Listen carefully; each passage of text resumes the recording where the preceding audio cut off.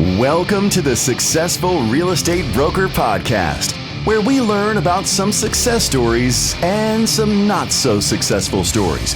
But either way, we learn. Each episode, we talk with successful real estate agents and vendors about things they have done to make them successful and some things they did that you might want to avoid.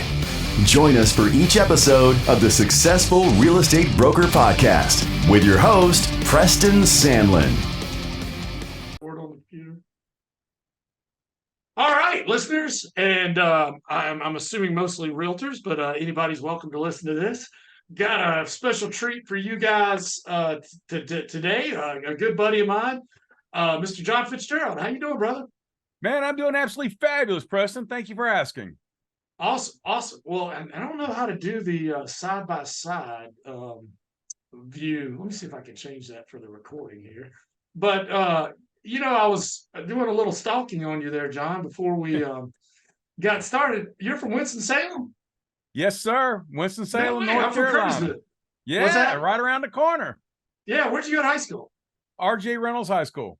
R.J. Reynolds. Yes. I went to East Forsyth. Gotcha. You guys had a really good wrestling team. I graduated in '87. There was a bunch of good wrestlers there. Yeah. So did you cruise Stratford and all that stuff?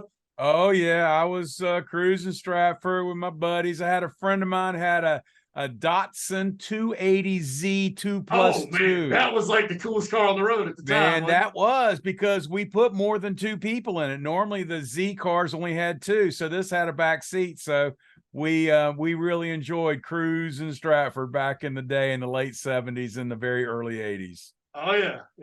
Well, Curtisville. So we'd either go to Winston. Sometimes we go to Greensboro or High Point. You'd go to High Point. But Winston was the favorite. There was nothing like Stratford and Haynes Mall. And I was going to say Haynes Mall was quite a draw, and being right there outside of Haynes Mall, Stratford Road was the place everybody hang out. We'd go from the Mayberry's ice cream shop all the way up to Putt Putt during the turnaround and head on back. I'm very familiar with it. Awesome. Good times, man. Good times.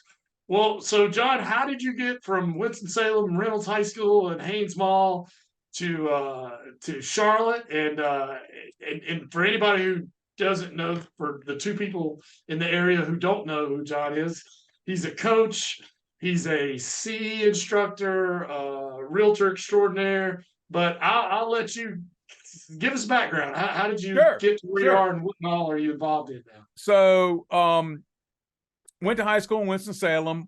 Came time for college. I did the rounds, and UNC Charlotte accepted me right off the bat. And my grandmother and my aunt, so my mother's side of the family, lived in the Charlotte region. So as my mother was wanting her little baby, her oldest baby, to have a little bit of protection as I left the nest, she was like, well, John, it'd really be nice if you went to Charlotte. That way, we'd have family. So in 1981, I graduated high school and came to UNC Charlotte, which at the time was nothing like it is today. It was out on the outskirts of Charlotte.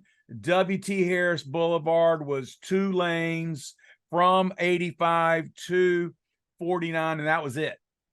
Yeah, 2 lanes. It was like the 4 high rises, right? Scott. The 4 high rises. The hospital wasn't there. There was a dairy farm there. And Harris Boulevard stopped at 49. And so it was quite different, and came to UNCC, and come to find out, many of my high school classmates came to Charlotte as well. It's very, very popular. So I came to Charlotte to go to college, and I never left. I loved it. I continue to love it. I've had opportunities to go other places, but I tell you what, Charlotte, North Carolina is the perfect place to be.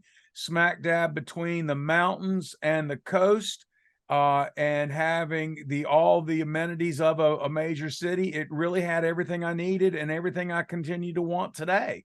So as they say, the rest is history as far as me coming to Charlotte. Awesome. So now how did you, so after you graduated college, did you start out in real estate, or did you do something else? No. I've only done 2 things in my life: restaurants and real estate. So I grew up in the That's restaurant. hard work right there. Yeah, baby. So restaurants, I was bartender, catering, front of the house management, all those things. So I bartended all through college and then after college. And I really enjoyed it. It was a lot of fun. Paid off on my school student loans, paid to go to college. It did really, really well for me up until the point that I wanted to buy a house.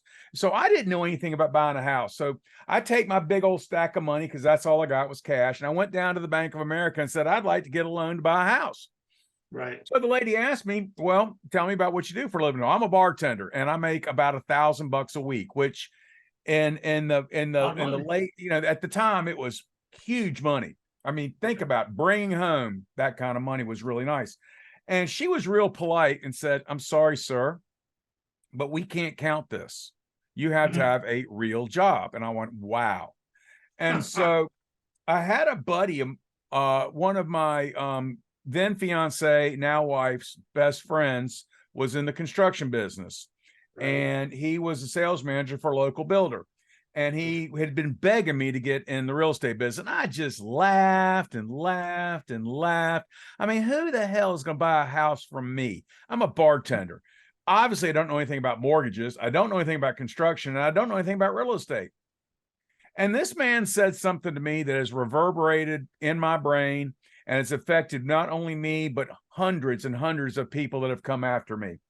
He goes, John, I can teach you all of those things, real estate, finance, and construction. But what I can't do is teach you to be you. And that was just, it blew my mind. Evidently, I had something that he saw that he knew I would be successful. And so in 1999, I made the leap and got into real estate and new construction, and I haven't looked back. So I was a bartender up until February of 1999. And since, I've been a real estate professional. Wow. Wow. So now tell us a little bit about that track and how you got into it and how you kind of evolved into teaching and coaching. Yeah. So started in real estate and really loved it. I got the bug, so to speak. I was working for a builder and I was doing okay. I mean, I wasn't killing it yet because I didn't really know anything, but I had a lot of potential. And the manager was a buddy of mine, so he recognized that I had some additional skills, and so he recruited me to move into the main office. And so, right out of being on-site sales, I became the closing manager for this builder, and my job was to not let my sales manager sign anything he wasn't supposed to sign. So at a very early time in my career, I became an expert in contracts. And then I ran the closing department. And so I really learned the back end of not only how to sell a home, but how to close a home. Selling a home is the easiest thing you can do for money. It's really not hard. The homes sell themselves. What is difficult is closing the transaction, getting through all those bumps. So I learned very early on. Well, then my little builder was bought by a big national builder named Lennar. And so I became the closing manager for the Lennar division here in Charlotte. And so that went really well until I decided I really wanted to branch out and do other things. And so I went back into general brokerage, started selling on site. And then this company out of Indiana came along named CP Morgan. And they were revolutionary in what they did. The saying was more square feet for less money with more and a more enjoyable building experience. More square feet for less money with more choice and a more enjoyable building experience. And I really took to that. And I became really, really successful. In fact, I was the #1 salesperson for the new division in Charlotte. They moved me into management and I just kind of grew from there. Been a broker in charge since 2004. I managed the #1 home builder in Charlotte at the time in 2004, and continued in that type of role through builder to builder to builder. Now, the recession came and my builder closed, so I had to go to other builders, but I continued to stay in the business and ended up managing the second largest ERA franchise in America. by number of transactions closed. So I was the broker in charge, hundreds of agents under me. I really enjoyed it. And part of my passion was helping people. As the broker in charge, I'd bring in brokers and teach them how to sell and keep them out of trouble. And in doing that, I realized that was something I really had a passion for.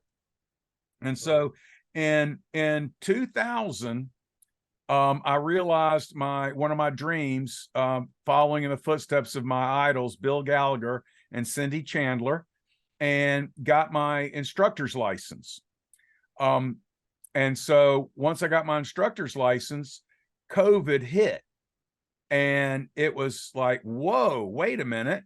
COVID actually was very good to me, because what I was able to do is, because the rules changed on what you were required to have in order to have a school, I created a school. And the school was out of a passion that came from my family. Very strong women in my family, my mother, my aunt, and my grandmother. In fact, my company is named after in honor of my grandmother, who was a career French teacher at Gastonia Ashbrook. So J. Raymond and Associates is the name of my LLC, and it is the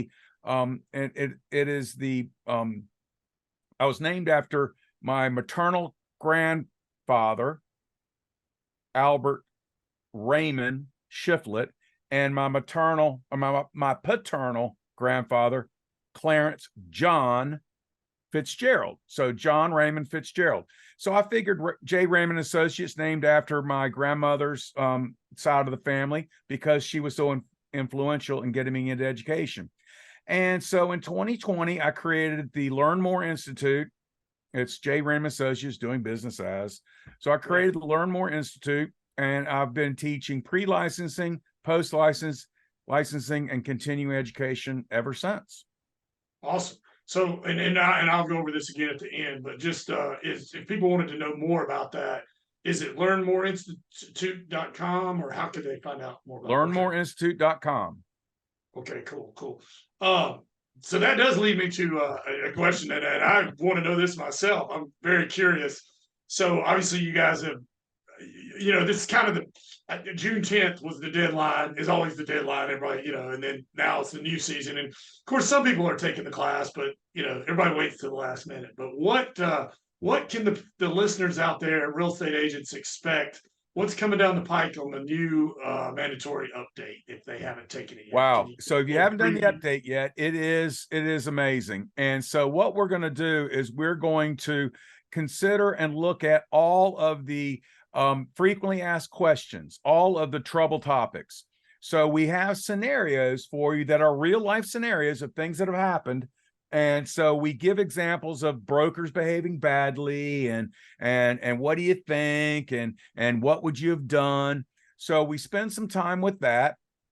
And then, which is really neat, the commission normally, when we do these updates, normally it's retroactive. And what I mean by that is we look at things that have happened in the past and say, this is why you shouldn't have done it. Well, this year, we're looking forward. And so the commission realizes that there are going to be some trends that are probably popping up. And one of the trends, loan assumptions. So with interest rates about that, because of the interest rates, if you could significantly, and a large amount of people that refinanced when the interest rates were 3% or so, there's a lot of people out there with these very attractive mortgages that may be assumable. However, assuming a mortgage is not just as easy as, hey, sign on the dotted line, start sending the checks to me kind of thing. So we talk about the pitfalls of loan assumptions. Another thing we talk about is the danger in misrepresenting these over ask appraisal issues. So a lot of brokers within the last few years, offering over asking price has been quite popular. And a lot of brokers, we realize, have been probably giving the wrong expectation of people by saying, oh, don't worry, you can pay $20,000 over. Don't worry about the appraisal. It's not going to appraise. But it's going to be worth that extra 20,000 in a year or two. The market's cooled off. Yeah, you can't. Nobody can predict the future. Yeah. And then the third topic, and I saved the best for last.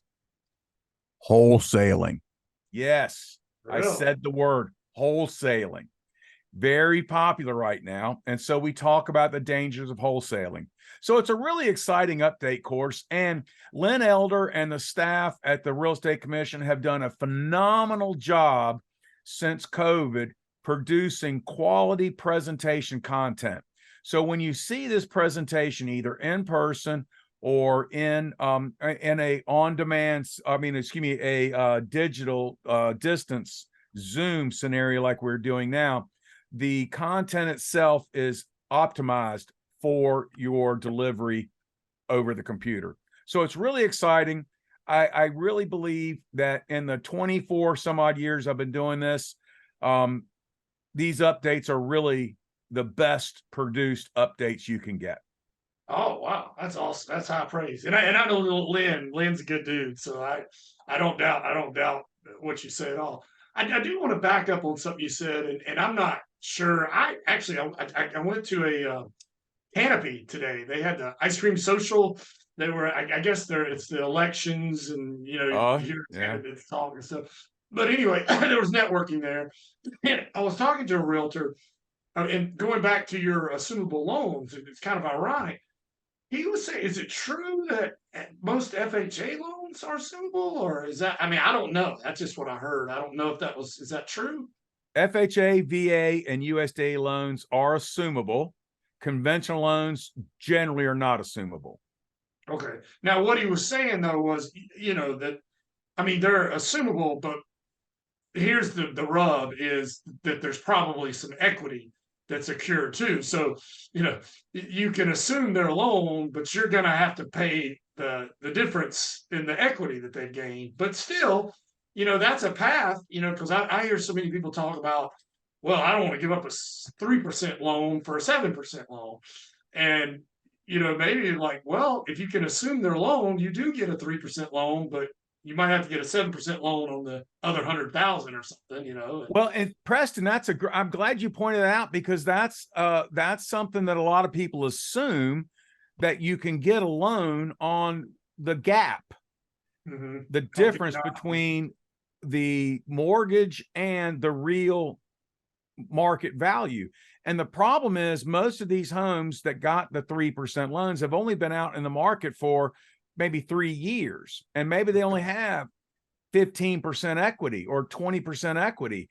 And there's very, very few options to finance that small of an amount.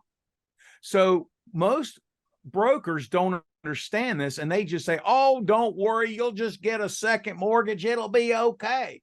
But the problem is that mortgage lenders don't loan on A, that small amount, and B, that would be 100% loan to value. Lenders want you to have some skin in the game. That's right. So that's why we talk about assumable loans, because a lot of brokers just think that because they understand the concepts of mortgage, that's okay. You'll just get a second mortgage or a HELOC or some other type of financing for that small amount. And that is not as easy as it seems. So we caution brokers not to make those statements that, don't worry, you can get a mortgage for the rest of it. They plunk down their hard-earned money in due diligence. They start to go through the process, and lender goes, no, you're going to have to come up with hard cash for a significant amount of that difference. I do think, though, man, if you can get good at, figuring out creative ways that are legal and not put people in peril, I mean, you will, you can still succeed in this market for sure. For sure. Well, you just tapped on the secret of becoming very successful in this business. Understanding finance. Yeah. The better you know how mortgages are created, how financing is done, the better you're going to be. I'll give you a little hint. I learned this in new construction. The number one reason, and this is going to sound silly, the number one reason people buy homes is because they find out they can. A lot of people have misconceptions about buying a home, how much money they have to have down, how difficult it is, the mountain of paperwork. They're scared. They don't know. And so once you can take away that mystery and you can explain to them in simple terms how easy it is, people are like, wow, I didn't know it was that easy to buy a home. So in order to be really, really successful in the real estate business, I tell all of my agents, you really need to learn finance. You need to understand it. You need to understand the mechanics of it. You need to understand some creative ways, and they're legal, creative ways for financing, down payment assistance, different programs for different types of borrowers. That's the key, because if you're not, you're going to let somebody else control your business.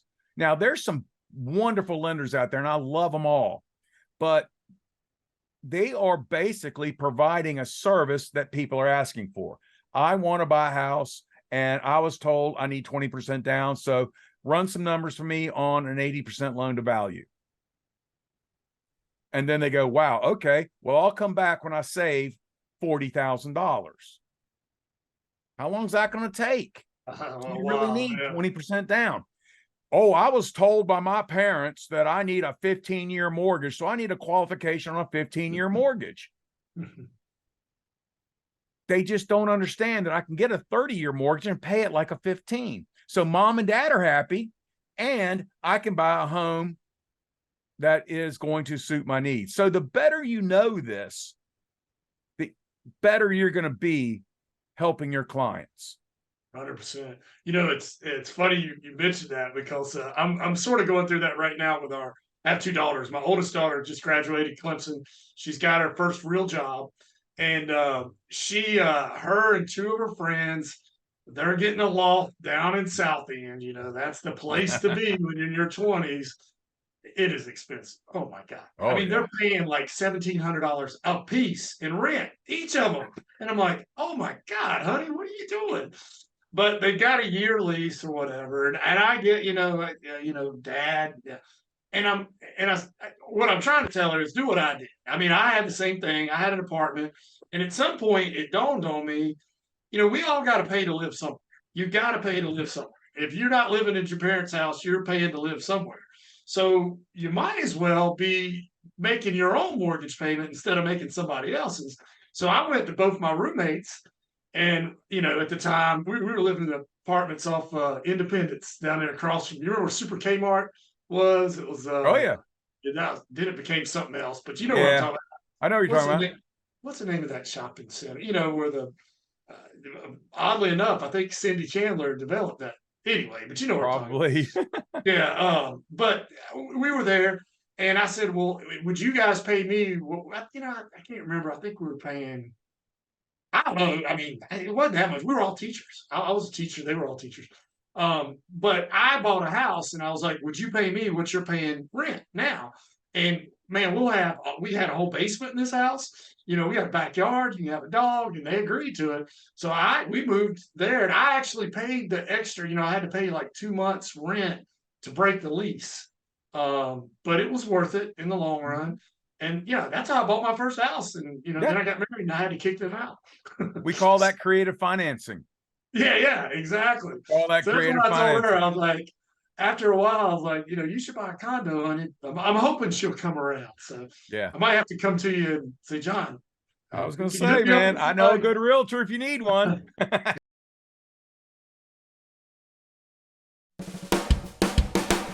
Hello, I'm Bill Gallagher with Superior School of Real Estate, and I'm here with Preston Sandlin of Home Inspection Carolina.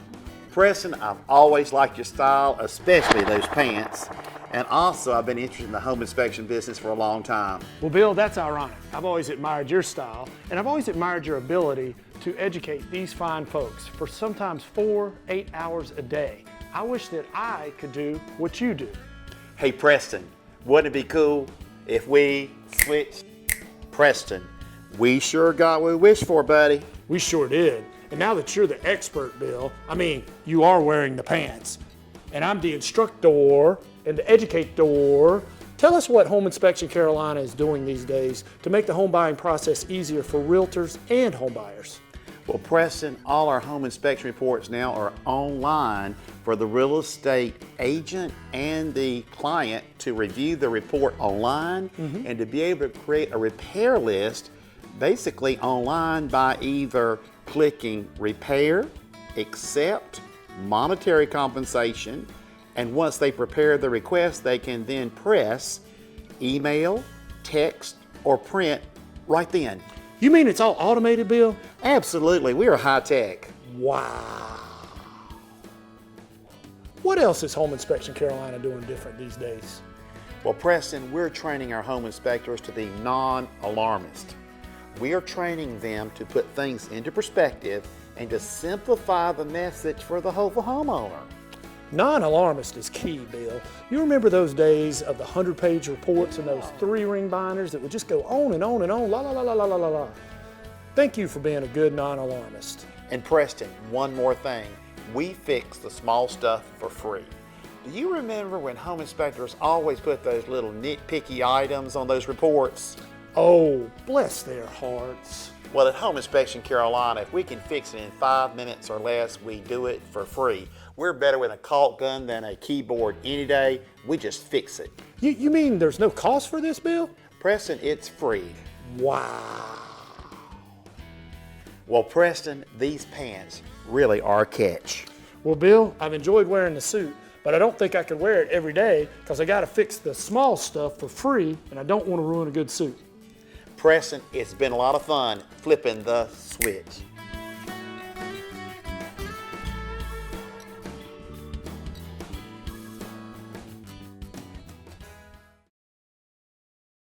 It's good creative financing. But speaking of good realtors, I do have a couple questions for you. You coached, you've been a broker in charge, and I do I do a lot of marketing out there, and I do a lot of the new agent orientation.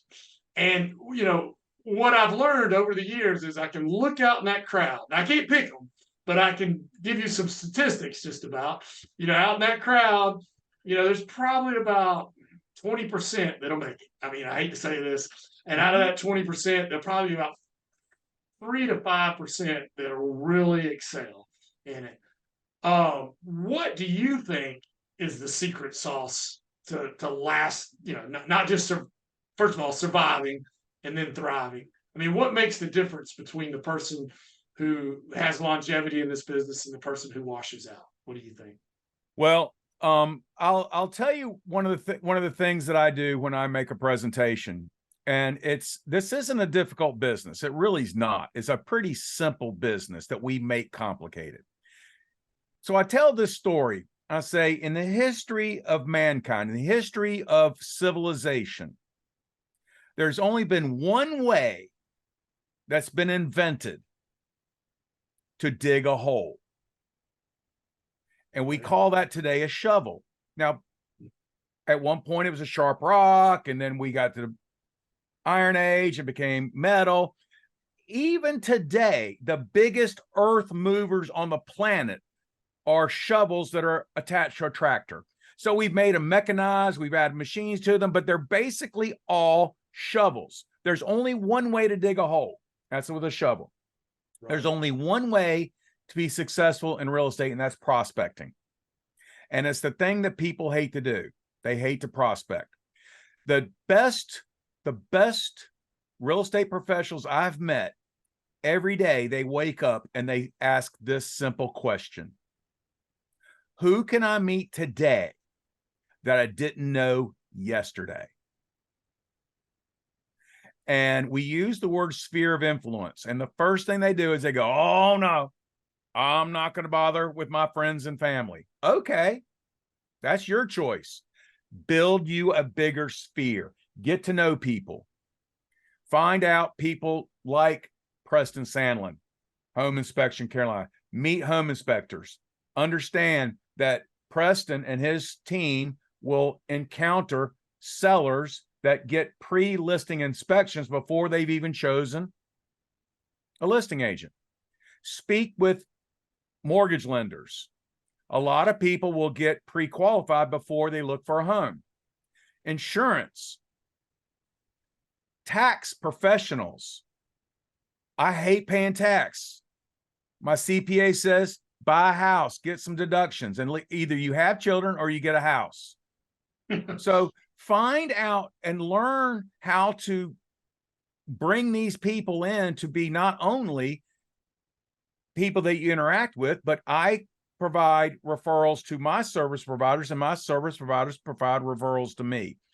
But this is a people business. And if you're not a people person, you're not going to be successful. Just like you, Preston, I can look at somebody and it doesn't take me long to decide, are you going to be successful or not? If it's a transaction to you, you can be the smartest person on the planet. But if this is just a transaction, you'll have a short lifespan. But if you truly care about people and you have a go-giver attitude where I am giving first, you will receive a bounty that will be so plentiful that it will fill your coffers overflowing. So be a people person first. Truly, truly invest in people. Build your sphere. And it's not just friends and family. It's a group of people that you know that you can count on to help your clients, and they will help you. And then start where you stand and find somebody that's got a bigger problem than you and find out, how am I going to help them? And when you do that, law of nature will put the concept of reciprocity back on you. Law of reciprocity, yeah. The law of reciprocity is undefeated. And if you don't believe me, walk up to a business that has the double doors, the outer doors and the inner doors. Open the door for somebody. They'll walk through. They will open the door for you. The law of reciprocity. That would be my suggestions. I like it. Yeah, what's that Zig Ziglar quote? You can get what you want if you help enough people get what they want, you'll get what you want. Zig Ziglar. That's right. All right. I'm going to give you three words, topics, and just let you go on. And how do you feel about it? Coaching, leads, paying for leads, not paying for leads, and scripts. How do you feel about those three? Wow. Very good. Coaching. The absolute best professionals on the planet have coaches. Okay. Michael Jordan was an player when Collins, what's his first name? Doug Collins was Michael Jordan's first professional coach. And there's nothing wrong with Doug Collins, but he's not Phil Jackson. Right. Michael Jordan didn't become the legend, the GOAT he is, until Phil Jackson. And Phil Jackson is not the best basketball player on the planet. He played for the New York Knicks and was, okay. Yeah, he was just media. I mean, he wasn't terrible, but he wasn't great. Well, he was just average. Phil Jackson also took a young Kobe Bryant. Yeah. Coaching is critical. Until he joined with him. He didn't. Yeah. So coaching is one of those things that I think is critical, because here's the thing. A coach will go where the client will hide. Yeah. A friend will let the client hide. True. A friend is generally not going to upset the apple cart, so to speak. A coach will go, why not? You need to do this. Why didn't you do this? Was it beyond your ability? When I talk about coaching, I have a philosophy. There's three things I look at. Number one, it's called don't know, can't do, and won't do. You don't know. You weren't successful, so let's ask. Do you understand what it is you're supposed to do? You may not know, so let's teach you what you need to know. Believe it or not, you may not be able to do the task. Give you an example. I do not have the ability to be handy with my hands. I'm not a do-it-yourselfer. I'm no Preston Sandlin. If I had to fix something, I wouldn't say I'm good at that either. if you find me on a job site with a hammer in my hand, I'm about to break something. I'm telling you, I'm useless. My brother got all those genes. I got this gene, yapping. So no matter how much I tried, if you had me to be a framer, a house framer, I would fail. No matter how hard I tried. It's not in my ability. And then the third one won't do. So if I teach you what to do and you have the ability to do it and you're not successful, then you must not want it. And it's really very simple. Makes sense. Leads. Yeah. What do you think about leads, paying for leads? Where do you stand on that? Doesn't matter. Here's the deal. You can grow your business two ways. You can build it or you can buy it. And either way is fine. Either way is fine. So I know some very, very successful brokers who were blessed with capital to enter the marketplace. And they made some very wise decisions. I also know some very good brokers who did not have a lot of capital, and they spent the time to build their business brick by brick, step by step, and they have a very firm foundation. So in my mind, it doesn't matter whether you're buying your business or building your business, you still have to do the same thing. You have to have conversations with people who are thinking about buying, selling, renting, or investing. And you got to find those people. Now, whether you go out and find them yourself or you're introduced to them by someone else, either way. Yeah, it's kind of like, I'm equating what you're saying to, it's like building a team. You can pick up free agents or you can build through the draft. There you go. People been successful both ways and combinations of and see, you can still do combinations of the above. So the smart business people look at it and evaluate, okay, if I'm going to invest, because you need to reinvest in your business. You got to reinvest in your business.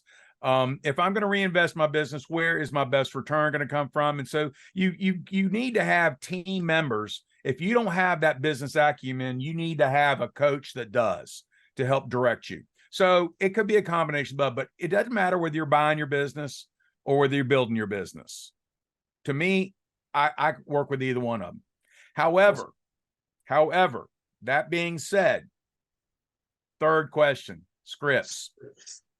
Some people love them. Some people hate them. Some people say you got to do them. Some people say, it makes me sound like a robot. Where do you? Of course it does, because you don't know how to use a script. Okay. You don't know how to use a script. Now, Preston, I am so happy to be speaking with you because neither one of us have an accent. Do we? It's not to us, but probably to somebody else we did. There you go. So if we were to go to New York, Chicago, St. Louis, Colorado, they'd go, man, you sound country. But you ain't from around here. So the words are not written in Southern. Yeah. The words are not written in the way that we speak. So the idea of scripts is to take the concept, to take the message, to take what you want to say and brevity of what you want to say, and then make it your own. I have used scripts all my life, but I've taken the script and I've learned it. I've looked at why I want to say it at that time and at that point. And then I've made it my own. Right. So when I say something, it's coming from something I've learned before. And I do it all the time. And people are like, wow, can you say that again? I'm like, nah, sorry. It kind of came out of my mouth, and it was in my head, and then I put it into my words, and then you heard it. But scripts are critical for the biggest thing that scripts do, Preston, is they keep you from diarrhea of the mouth. Yeah. The biggest thing that we do to hurt ourselves is we don't know when to shut up. Say what you have to say with all the enthusiasm and effort you can, and then shut up and let the other Right. person talk. Right. And I think the trick, kind of like what you said, is it's to know the script so good that it's like it's internalized and you can make it your own, and then it's not robotic. You know, I'll give you an example of what it makes me think of. So when I was in college, I had to take a literature class. You know, it was like a requirement. And you know, I'm looking at the thing, novels. Hell no, that's long. I don't read that. No, poetry. I'm like, poems are short. I'll take poetry. Oh my God, it's the freaking hardest class I ever took in my life. I had Dr. Arndt and I had his wife, Dr. Arndt, Mrs. Dr. Arndt for Western civilization. This dude, I mean, I like the dude, but he would drink wine, listen to classical music in class. But I learned poetry inside and out. I mean, poetry is not just roses are red, but there's like rules to different, you know, iambic pentameter, and you learned it so well that like you knew when they broke a rule to bring emphasis to it. And you know, one thing he told me, and I remember it, and I remember it to this day, and I tell my wife, he says, to really understand good poetry, and this is in life too, says you have to know the Bible and you have to know mythology because there's so many references to it. And I took that to heart. And I was like, you know, I went back and it's true. I mean, you know, people are like, well, you know, Icarus got too close to the sun and his wings melted. I mean, if I would have not had that class, I would have not known what the heck people were talking about. And I'm getting way off here. But my point is, I'm getting diarrhea of the mouth, is you learned it so well that you almost internalize it that it did. I think if you learn a script so well, it's almost not even like a script anymore. It's like, you know, the objective of this conversation and you can make it your own, I guess. Does that make sense? That makes all the sense in the world. And that's what makes a script useful, is when you can understand what you're supposed to say, but you say it in your voice instead of somebody else's voice. And people get frustrated with scripts because they don't know that they're allowed to make it their own. Right, right. Yep. But it keeps you on the reservation. You know, like there's a point of where we're going with this. But anyway, well, enough about that. Let's have some fun. Okay. Are you ready for the lightning round? Ready. So I got a couple of questions for you. And then I'll have one question there at the end. Let me see here. There's a game called This or That. So I'll give you two things and you choose it. Ginger or Marianne? Ginger. Wow, most people say Marianne. That's good. Football or basketball? Basketball. Christmas Vacation or Elf? Christmas Vacation or what? Elf, the movie Elf. Christmas Vacation. Christmas Vacation. Animal House or Caddyshack? Oh, wow. I lived in an animal house, but Golf and Caddyshack is probably one of the best movies. I love it. So Caddyshack. Cool. Growing up, teenage, whatever, celebrity crush? Farrah Fawcett. Hey, I had that poster. My mom made me take it down. Who didn't? Who didn't my age? Who didn't? I loved Charlie's Angels. Let's see. A couple of others. Let me see here. Would you rather do a phone call or text? Today, text. Text. iOS or Android? iOS. And that has changed. I was Android, and now I am enjoying iOS. Yeah, I went the other way. I was iOS, but I went Android. But everybody in my family is iOS, and they say I'm the guy in the text that messes it up. You're the green bubble. You're the green bubble. Yes. Hamburgers or tacos? Hamburgers. Car or truck? Car. Beach or mountains? Beach. Beach. And the most important one of all, toilet paper, over or under, beard or mullet? Over, man. I mean, have you not seen the meme of the application for patent? I don't know if it's true or not, but it shows it rolling over the top. That's 90%. Most people do say that. I got one or two that were under, but they said the reason was cats. If they have cats or something, they don't. Oh yeah, the cat. Either way, the cat's gonna tear it up. I mean, if you have a real cat. All right, last lightning round question. Hopefully you can hear this. All right, I'm gonna play a song, and if you can like finish the lyrics or tell me the name of the song. All right, you ready? Hopefully you can hear it.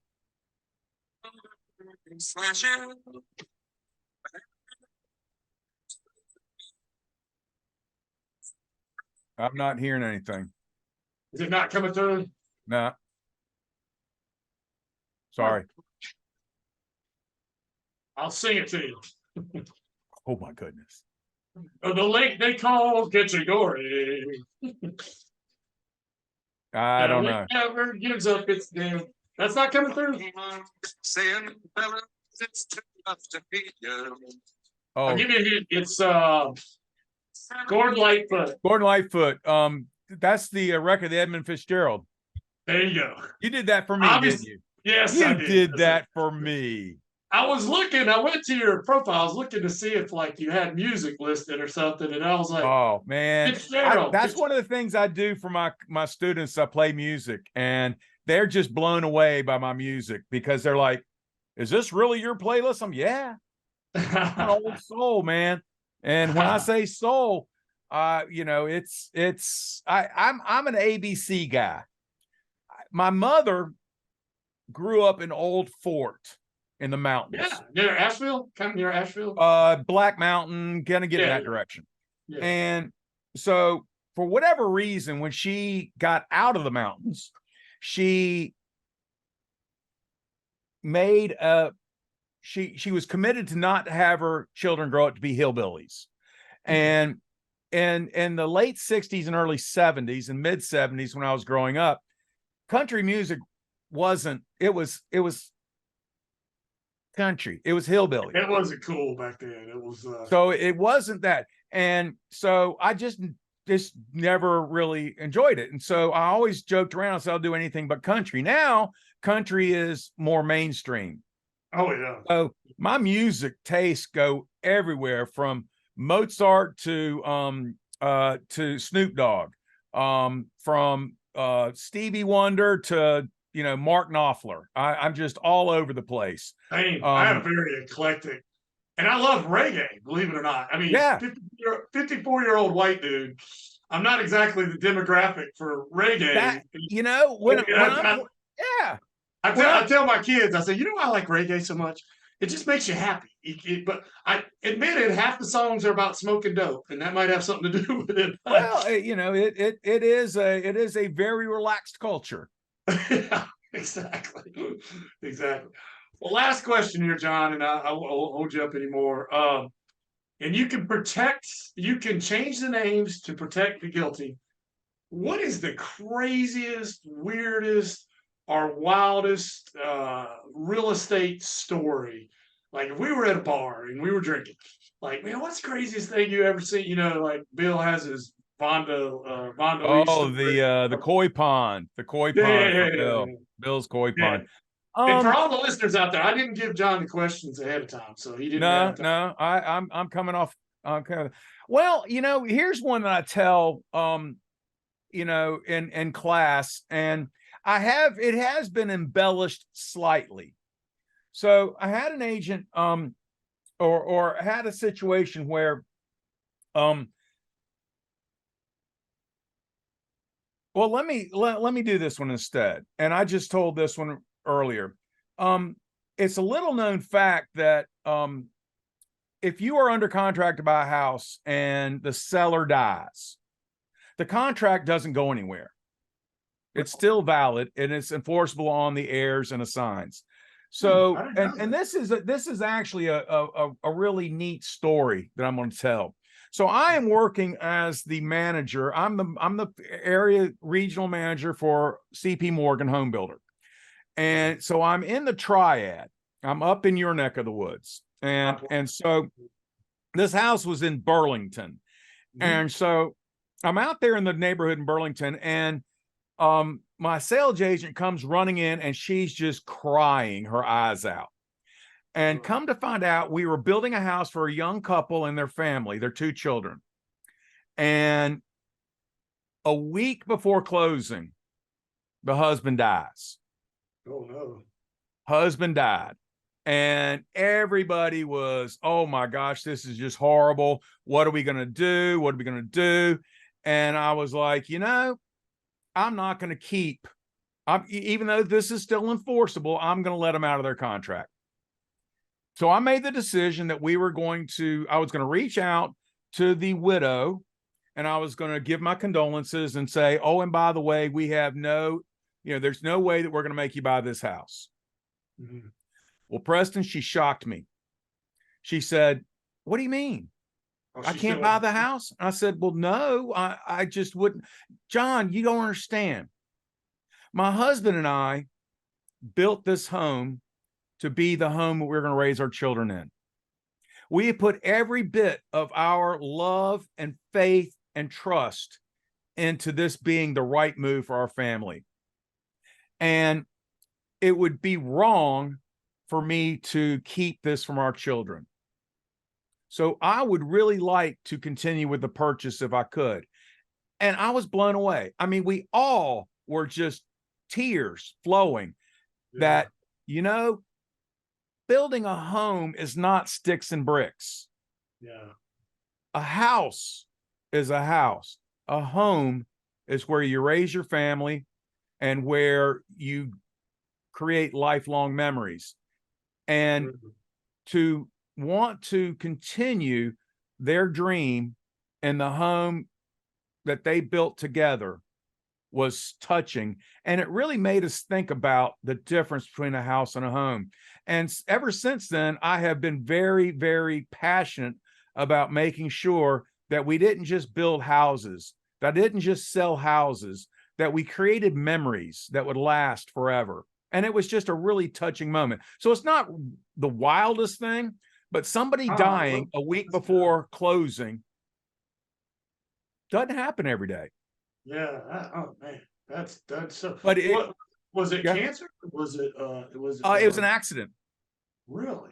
It was an accident. It was not. It was just a tragic accident. There was no indication anything was bad was going to happen. And that's what it was like. Wow, you got to be kidding me. And so we were like, oh, and we thought we knew what was best. Sure. Yeah. And lo and behold, we didn't know what was best. And we all got taught a lesson.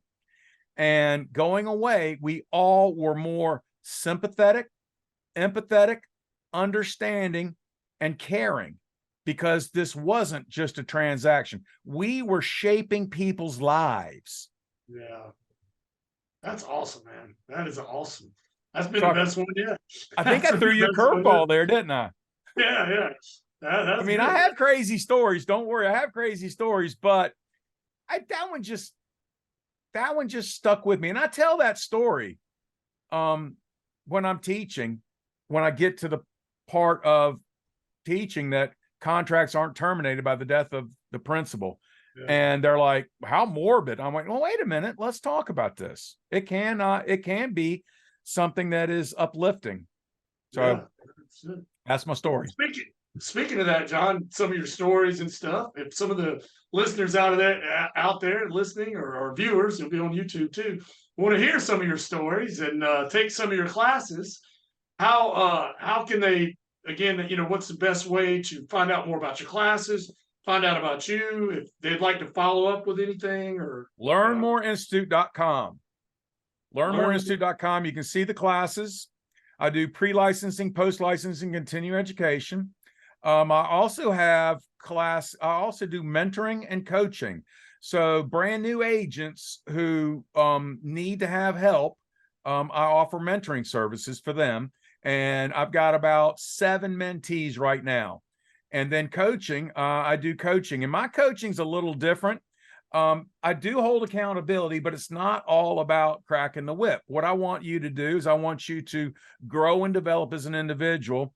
And I want, the best motivation is internal motivation.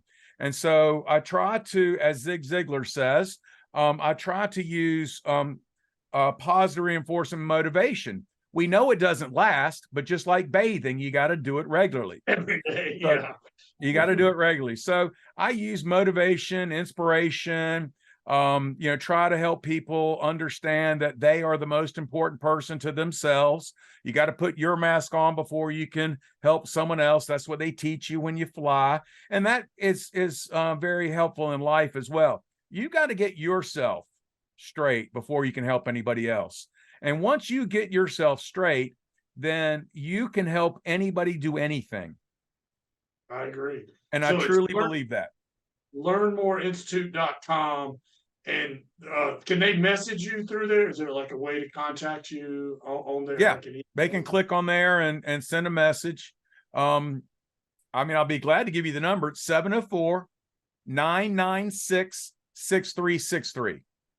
Okay, one more time. In case somebody- 704-996-6363. You can call or text. Awesome. So you can get your classes, mandatory update, which sounds like I'm kind of excited. You previewed it for us there a little bit. Electives, coaching and mentoring, and just talk to John. If you, There you go. I got the feeling. Are you open to people just calling you, or Absolutely, man. I have former clients. I have agents. I have students. They reach out and ask for advice, and I'm free to give it. I'm truly believe that I grow and develop, and I will get everything I want if I can help other people get everything they need. So to me, it's a labor of love, and I am living my best life right now. Awesome. One more question about that. Do you have like a Facebook page for that? John Fitzgerald. John Fitzgerald. Yeah, All right. just If you guys got go to that Facebook and John Fitzgerald, and you'll see me. If you guys got value out of that or anything you did, go give him a like or a 5-star or something like that. If he gave you some value, give him a little bit of value back. And John, I appreciate it, man. I will catch you in class soon. Thank you so much. And thank you for all you do for the real estate community. For those of y'all who don't know, I'm gonna take up some of Preston's time here. For those of y'all who don't know, this guy is absolutely the best advocate that you're ever going to see in our industry. And Preston knows what I'm talking about because he and I have worked together for a really long time, and we've seen some challenging things happen in our industry, and we both jumped in and said, you know what, let's figure out a way to help other people. This guy gives back more than anybody I know. So kudos to you, my friend. You are a true champion of our industry. Thanks, John. I appreciate it. And back at you. You've been listening to the Successful Real Estate Broker Podcast with your host, Preston Sandlin. Join us on the next episode where we'll be talking to a successful agent or vendor about the right things to do and the wrong things you should avoid. Join us on the next episode of the Successful Real Estate Broker Podcast.